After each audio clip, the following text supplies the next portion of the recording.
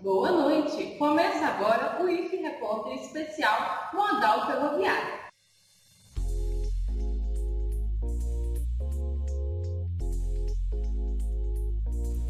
O transporte representa grande importância nos custos logísticos. No mercado de grandes inovações, empresas buscam constantemente agregar valor aos seus processos e produtos para manterem-se em competitividade. Dessa forma, os modais de transporte que melhor correspondam às suas necessidades e à de seus clientes garantem qualidade de entrega e vantagens tanto nos serviços quanto em relação aos custos. O transporte ele é absolutamente fundamental num país do tamanho do Brasil. Porque o valor de um produto não está no local onde ele é produzido, mas no local onde ele é consumido.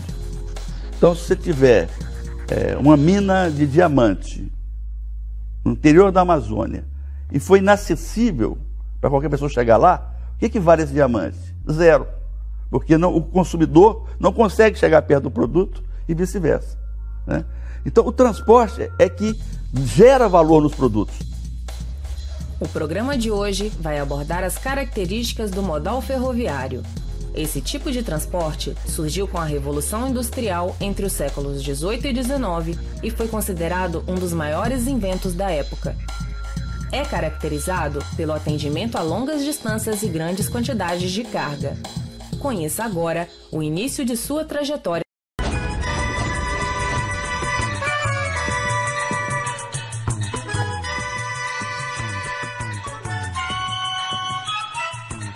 Idealizada pelo primeiro grande empresário brasileiro do setor de transportes, Irineu Evangelista de Souza, o Barão de Mauá, a primeira estrada de ferro do Brasil foi inaugurada em 1854 pelo imperador Dom Pedro II. Tinha pouco mais de 19 quilômetros de linha e ligava o Rio a Petrópolis em uma operação multimodal. 100 anos depois, em 1954, o Brasil tinha 37 mil quilômetros de ferrovias, que transportavam cargas e passageiros.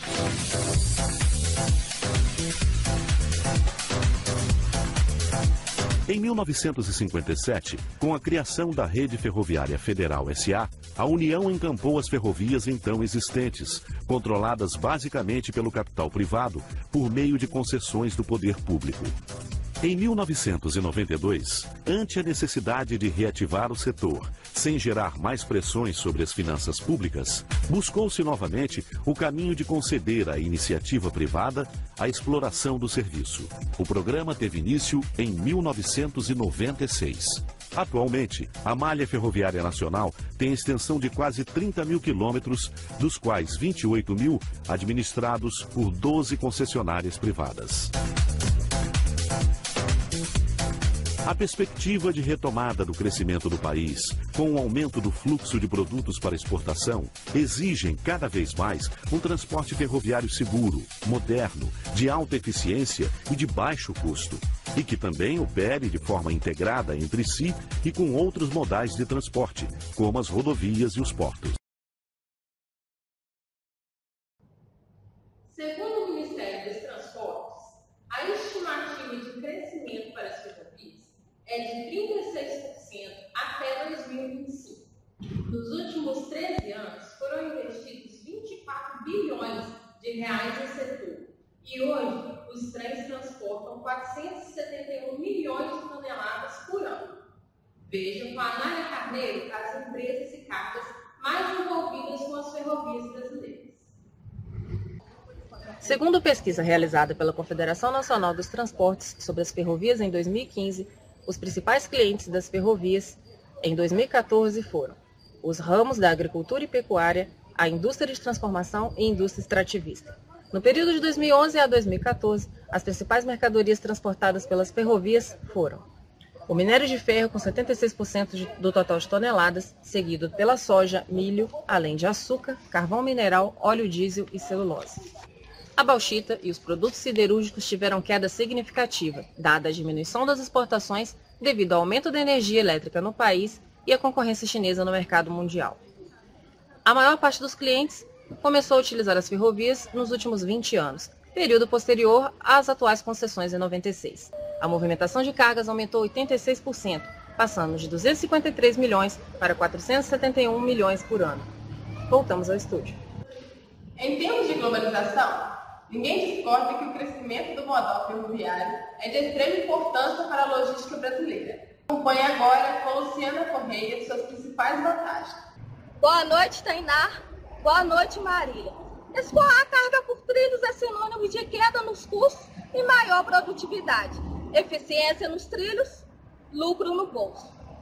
Dentre as principais vantagens do transporte destacam-se menor congestionamento, pequeno consumo de energia, elevada capacidade de carga, menor custo de frete e seguro em relação ao modal rodoviário. Além dos ganhos financeiros, a natureza também lucra com o uso das ferrovias. Para se ter uma ideia, um trem de carga com 100 vagões tira das estradas cerca de 357 caminhões, o que significa menos poluição e menos acidentes. Voltamos ao estúdio. O transporte ferroviário possui algumas deficiências.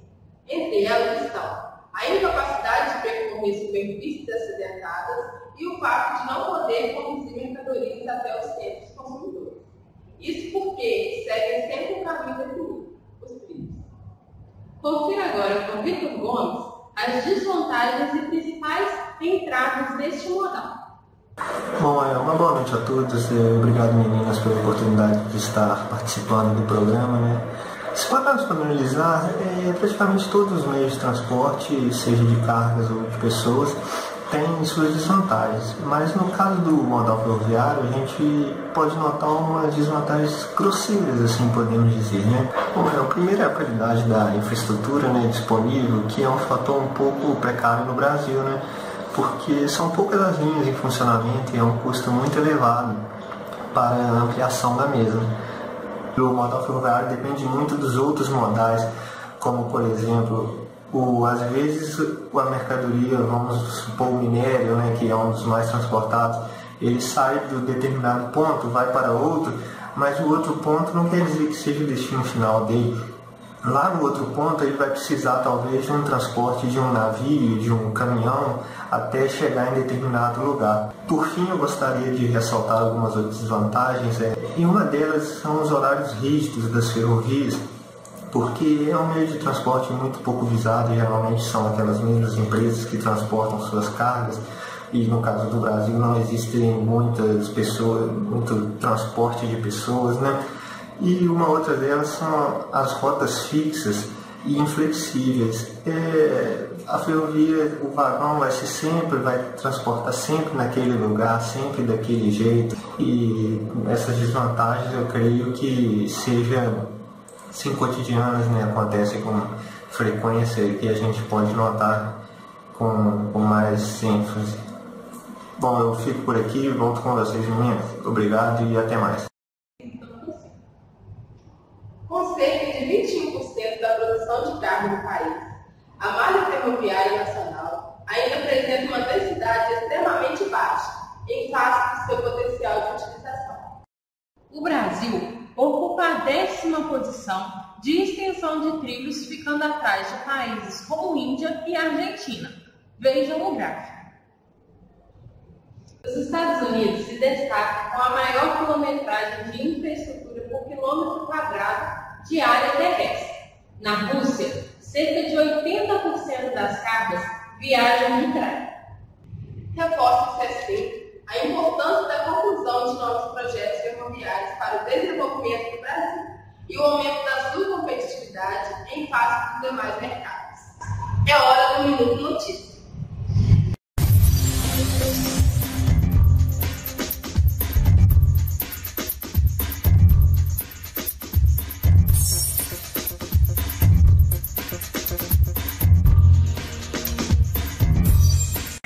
Nova etapa de concessões anunciada pelo governo privilegia os investimentos em ferrovias. Dos 198 bilhões e 400 milhões de reais previstos para todo o programa de investimentos em logística, mais de 86 bilhões de reais vão colocar o país nos trilhos. O Programa de Investimentos em Logística prevê a concessão à iniciativa privada de trechos da Ferrovia Norte-Sul. Um deles já está pronto. É o que liga Anápolis, em Goiás, a Palmas, no Tocantins. Outro trecho ainda precisa ser construído. Ele liga a Sailândia, no Maranhão, a Barcarena, no Pará, e vai chegar aos portos do Arco Norte. Para completar a Norte-Sul, a nova etapa do Programa de Investimentos em Logística prevê também a conclusão do trecho sul, de Anápolis à Estrela do Oeste, em São Paulo, com a interligação com o Polo Agroindustrial de Três Lagoas, em Mato Grosso do Sul. Este corredor tem 895 quilômetros de extensão e deve receber investimentos de quase 5 bilhões de reais. A nova etapa do Programa de Investimentos em Logística também inclui a construção de 1.140 quilômetros de ferrovias entre Miritituba, no Pará, e Lucas do Rio Verde, em Mato Grosso. O objetivo desse trecho, estimado em 9 bilhões e 900 milhões de reais, é melhorar o escoamento da produção agrícola de Mato Grosso pela hidrovia do Tapajós.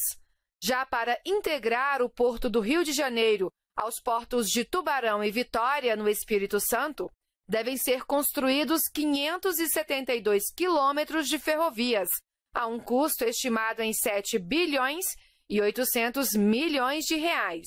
A parte brasileira da ferrovia transoceânica também deve sair do papel nesta nova etapa do Programa de Investimento em Logística.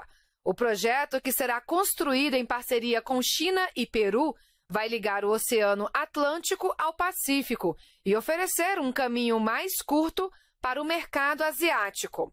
Um caminho mais rápido até a China para facilitar e baratear as exportações brasileiras. A ferrovia vai sair de Campos dos Goitacazes, no Rio de Janeiro, e percorrerá todo o Brasil até chegar a Cruzeiro do Sul, no Acre. No Peru, vai atravessar a Cordilheira dos Andes até chegar ao Porto do Ilo. Na Comissão de Infraestrutura, Bi Qiang, representante da empresa chinesa de ferrovias, apresentou um estudo de viabilidade técnica e econômica da ferrovia transcontinental, que pode ligar o litoral brasileiro ao litoral peruano no Pacífico. As conversações entre China, interessada na parceria, Brasil e Peru, começaram em 2014. Questões ambientais, problemas técnicos, como a diferença de bitola entre as ferrovias brasileiras e as peruanas e as diferenças nas leis dos três países, estão entre as barreiras a enfrentar. É uma obra de 5.000 quilômetros que atravessa todo o continente, comunicando vários países. É um estudo sistemático único no mundo até agora. A gente está trabalhando junto aos órgãos competentes a questão dos licenciamentos ambientais, que é um desafio, realmente é uma região sensível à parte ambiental, e a questão do ajuste de engenharia, dado os feedbacks que a gente deu para a parte chinesa da necessidade de adequação à nossa tecnologia nacional. É um outro canal, mas um canal ferroviário que se criaria fazendo essa conexão de todo o centro-oeste brasileiro, do Atlântico com o Pacífico. E isso não é pouca coisa, isso é uma nova geografia econômica que nós estaríamos construindo. O especial Info Repórter sobre o modal ferroviário fica por aqui. Uma boa noite e até o próximo.